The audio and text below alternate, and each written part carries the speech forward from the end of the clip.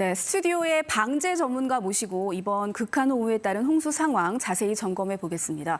KBS 재난방송 전문위원이신 장석환 대진대 교수와 함께하겠습니다. 자, 교수님, 지금 빗줄기가 간밤에는 좀 많이 약해진 것 같긴 한데 앞으로 많은 양의 비가 지금 추가로 예보돼 있는 상황입니다. 어떻게 예상하십니까? 충남 당진 같은 경우는 시간당 최고가 114mm 정도가 왔고요. 그다음에 하루에 400mm 정도가 왔고 앞으로 이제 한 300mm 더 온다고 하면은 앞으로 한 700mm 정도가 된다고 예보가 될 수 있는데요. 네. 그 정도 규모라고 하는 것은 우리가 쉽게 생각하면 우리나라 전체 연 평균 강수량이 1270mm, 즉 1300mm가 조금 안 되는데요. 연평균이요? 그렇습니다. 그 부분의 한 3분의 1 정도가 하루 이틀 만에 온 거는 마찬가지이기 때문에 엄청난 양의 비가 왔다 이렇게 말씀을 드릴 수가 있고 또 지금 극한호우 말씀하셨는데 114mm라고 하는 것은 시간당 114mm라고 하는 것은 한 달 오는 양이 1시간 만에 오는 거기 때문에 상당한 부분의 피해가 예상이 될 수밖에 없는 그런 상황이다 이렇게 봅니다. 네. 홍수라고 하는 것은 특히 많은 양의 비가 온 것보다도 단시간에 갑자기 단시간에 오는 집중호우, 집중성의 홍수 피해가 나오기 때문에 이번처럼 시간당 강우가 크다든지 하루에 오는 일강우량이 크다든지 이런 부분들에 대해서는 피해가 크게 날 수밖에 없는 그런 상황이다 이렇게 말씀드릴 수가 있습니다. 네, 뭐 곳에 따라서는 시간당 110, 120mm가 한꺼번에 쏟아지기도 했는데 그렇습니다. 흔히 시간당 30mm만 넘어도 우리 운전할 때 와이퍼를 가장 세게 돌려도 앞이 보이지 않는 수준이다 이렇게 얘기를 또 하더라고요. 맞습니다. 예. 내린 양을 어느 정도로 가늠할 수가 없을 것 같아요.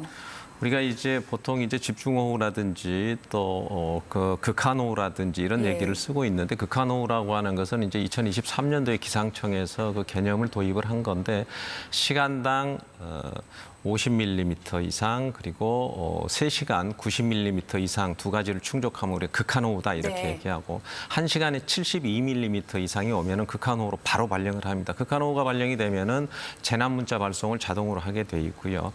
그런데 과거에는 그렇게 극한호우라는 것이 그렇게 빈번하게 일어나지는 않았는데 최근에 2000년대 이후에서는 1년에 최소한 7차례에서 한 12번 정도까지 극한호우가 발생할 정도로 아주 자주 일어나고 있고 이것의 특징은 또 아주 지역적으로 아주 국지적인 부분. 지금 충남 서산에 당진에 이런 부분들 극한호우가 발생하는데 바로 그 옆에 있는 대전이라든지 이런 부분에서는 시간당 20mm에서 한 30mm 정도밖에 오지 않거든요. 네. 그렇게 아주 좁고 집중적으로 오는 그런 특징이 있기 때문에 그런 피해가 조금 더 극심화될 수 있는 가능성이 크다 이렇게 볼 수 있습니다. 네, 예측하기도 좀 더 어렵지 않을까라는 생각이 그렇습니다. 듭니다. 예. 네, 그리고 이제 다행히 소강 상태를 보이고 있는 모습이기는 한데 이럴 때 또 더 조심해야 될 부분도 있을 것 같아요. 지금 많은 비가 왔기 때문에 사실은 가장 조심해야 될 부분이 산사태와 싱크홀 부분이라고 볼 수 있는데 우리가 산사태 같은 경우는 이미 흙이 많은 물을 머금고 있기 때문에 그 물을 머금고 있는 상태에서 비가 한 번 더 오게 되면 굉장히 위험할 수밖에 없다.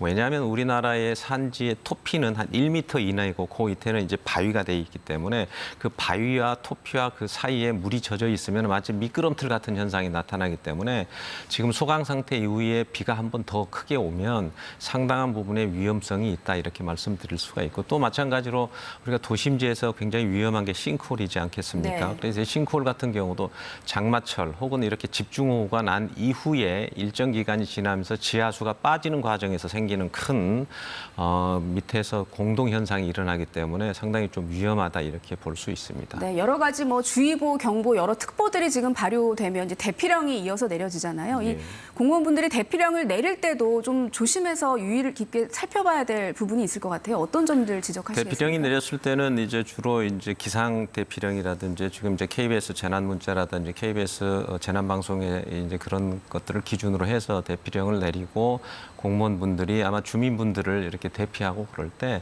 이미 공무원분들이라든지 또 역시 주민들도 만약에 이런 재난 상황이 되었을 때 대피 동선과 노선을 어떻게 가져야 될 것을 미리 좀 시뮬레이션을 해야 될 필요가 있는데 대피령이 직접 내리고 그때부터 또 대피 장소를 찾는다든지 대피 동선을 찾는다든지 그러면 굉장히 당황할 수가 있습니다. 그래서 당황하지 않도록 미리미리 그 부분들을 좀 사전에 준비하고 시뮬레이션을 충분히 할 수 있을 게 필요하고 또 대피령이 내렸을 때 특히 산사태 같은 경우는 방향을 잘 선정을 해야 합니다. 아래쪽보다는 옆쪽으로 간다든지 좀 높은 곳으로 대피를 하더라도 같은 지역이라도 저지대보다는 좀 높은 곳으로 위치를 대피한다든지 그런 여러 가지 매뉴얼들이 있고 그런 것들은 행안부에 있는 재난안전 포털 같은 데 대피령의 매뉴얼이 자세하게 나와 있기 때문에 그런 걸 잘 참조하셔서 대피할 때 주의를 하시면 되겠습니다. 그렇군요. 지금 어제부터 남강댐, 보령댐 이런 곳들은 지금 방류를 시작을 했습니다. 이제 댐이 방류를 하면 여러 가지 효과도 있겠지만 하천 쪽 주민분들은 좀 더 조심해야 될 부분도 있을 것 같아요. 예, 남강댐 예를 들면 제가 이제 스튜디오 들어오기 전에 남강댐의 방류량을 살펴봤더니 네. 초당 한 3,700톤 정도 그 정도로 방류를 하고 있습니다. 남강댐이 남강댐 본류가 있고 가와천이라고 하는 이제 남해 쪽으로 직접 빠진 쪽이 있는데 남해 쪽의 방류량이 거의 한 70~80% 되고 한 20~20%가 본류로 해서 본류의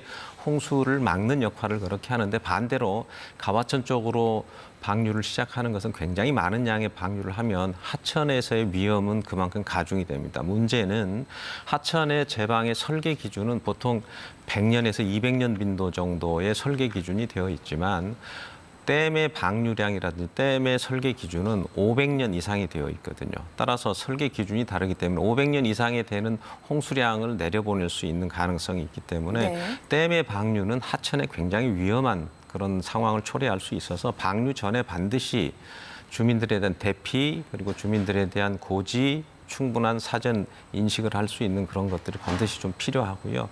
따라서 그 방류를 할 때 충분하게 그 하천에 대한 고려, 하천에 대한 수위의 영향 이런 것들을 충분하게 살펴서 방류를 하고 그 양을 조절하도록 되어 있습니다. 네. 그래서 그런 부분들은 아마 수자원공사에서도 충분히 감지를 하고 있을 텐데요. 더욱더 신경을 써야 될 부분이라고 생각합니다. 그렇겠네요. 앞서서 지금 극한호우의 기준에 대해서도 얘기를 해주셨는데 이제 홍수 얘기를 해주셨으니까 예경보에도 기준이 있을 것 같아요. 어떤 식으로 이루어지고 있습니까? 우리나라는 지금 하천에 대한 홍수 예경보 기준이 있고요. 또 이제 재난에 대한 예경보 기준이 네. 있습니다. 재난 같은 경우는 우리가 관심, 주의, 경계, 심각 이렇게 4단계로 지금 구분이 되어 있고 하천은 홍수주의보와 홍수경보가 되어 있는데요. 그 기준은 하천에 따라서 설계에 대한 기준이 있습니다. 그 하천이 감내할 수 있는 범위가 100년 빈도, 200년 빈도 혹은 80년 빈도 이렇게 되어 있는 그 계획 홍수량 전체의 50%를 넘게 되면 우리가 주의보를 때리게 돼 있습니다. 또 그 전체 설계 홍수량의 70%가 넘은 그보다 더 윗단계인 경계 경보를 때리게 되어 있기 때문에 그런 경우는 이제 행안부에서 재난 기준으로 보면 심각 단계 정도로 될 수 있다 이렇게 보여지기 때문에 우리가 일단 하천에 홍수주의보가 떨어지면 그때부터는 대피라든지 주민들에 대한 안전 이런 부분들이 이제 당국에서부터 또 주민들 스스로 이런 부분 잘 챙겨야 될 거라고 생각합니다. 네. 하천 부분을 얘기를 해주셨고 이제 도심에서 반복되는 문제가 이제 역류하는 문제잖아요. 그렇습니다. 뭐 다양한 이유들이 있겠지만 어떤 점이 가장 큰 문제라고 보시나요? 도심지 피해를 우리가 보통 이제 내수 침수 피해라고 하는데 네. 내수 침수 피해는 두 가지입니다. 관로에서 물이 충분하게 빠져나가지 못해서 생기는 관로의 통수 역량의 부족과 두 번째는 펌프장의 용량이 부족해서 충분하게 도심지에 있는 물을 하천으로 배제시킬 수 있는 역량이 부족한 그런 경우로 나타날 수 있는데 지금 우리나라의 대부분의 도심지, 특히 구도심 같은 경우는 적게는 10년에서 한 30년 빈도 정도로 설계가 되어 있습니다. 그런데 지금 기후변화로 인해서 지금 시간당 100mm씩 이렇게 오면은 좀 충남 당진 같은 경우는 200년 빈도에 해당되는 거거든요. 그런데 네. 만약에 이제 충남 당진의 도심지 같은 경우는 한 30년 빈도로 하수관이 설계가 되어 있다고 하면 감내할 수가 없는 부분이거든요. 따라서 이 하천에 대한 방류뿐만이 아니고 지금 도심지의 그런 설계 역량이라든지 그다음에 도심지의 많은 하수관들을 교체를 한다든지 투자를 해야 되는 부분이 있는데 그런 부분이 좀 되지 않아서 좀 안타깝기 때문에 그러면 이제 그 부분을 어떻게 할 거냐 그런 구조적인 대책보다는 비구조적인 대책 홍수에 대한 교육이라든지 대피라든지 네. 이런 부분을 통해서 그런 부분은 좀 방지를 해야 될 필요가 있다고 보여집니다. 네, 오늘 지금 추가로 예보된 비 피해가 더 이상은 없어야 할 텐데 잠시 지금 소강 상태여서 이 복구 작업을 생각하시는 분들도 있겠습니다만 아직은 때가 아닌 것 같기도 한데 행동 요령 어떤 부분을 좀 강조해 주시겠습니까? 이미 이제 침수가 된 부분들 네. 같은 경우는 가정에서는 제일 염려되는 것은 전기에 대한 사고가 있을 수가 있습니다. 대부분 이제 침수됐다가 빠져나가면은 전기에 대한 합선 부분이라든지 전기에 대한 안전 문제가 있기 때문에 반드시 사전 점검을 통해서 들어가시고 또 그 부분들에 대해서 점검을 통해서 다시 한번 전기 스위치를 올릴 수 있는 그런 방법을 좀 하셔야 될 거고요. 두 번째는 수인성 질병이 상당히 염려되기 때문에 건강에 대한 부분, 그래서 음식물이라든지 다른 부분들이 침수가 됐던 부분들은 아까워하시지 마시고 좀 네. 과감하게 버릴 수 있도록 그렇게 하고 지금부터는 이제 새로운 이제 또 내일부터 비가 온다고 하니까 이런 방송이라든지 특히 KBS 재난방송 같은 부분들을 잘 듣고 그 행동 요령을 잘 따라 하셔야 될 부분이 필요합니다. 특별히 하나 좀 추가로 강조드리고 싶은 것은 이런 모든 그런 재난에 대한 안전 문제는 모든 것을 국가나 사회가 다 책임져 줄 수 없기 때문에 자기 재산과 생명은 본인이 스스로 지킬 수 있다는 그런 네. 자세를 가지고 잘 대비를 하시기를 부탁드리겠습니다. 네. 나라와 개인 모두 대비를 철저히 하는 그런 하루가 돼야 될 것 같습니다. 여기까지 듣도록 하겠습니다. 감사합니다.